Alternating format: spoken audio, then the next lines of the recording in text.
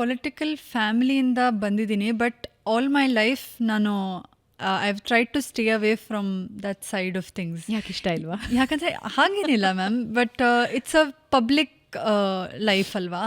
So ನನಗೆ ಅಷ್ಟೇನೂ interest ಇಲ್ಲಾಗಿತ್ತು ಆವಾಗ.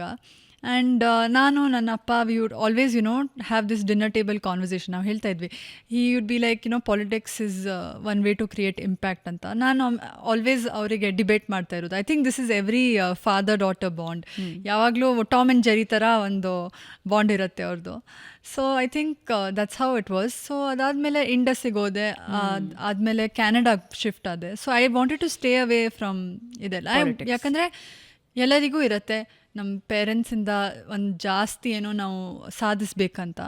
So I also had that feeling. But ನನಗೆ ಗೊತ್ತಿತ್ತು that I have a bigger shoes to fill. ಯಾಕಂದರೆ ಅವರು ಆಬ್ವಿಯಸ್ಲಿ ತುಂಬ ಕಷ್ಟಪಟ್ಟು ಆ ಮಠದಲ್ಲಿದ್ದಾರೆ.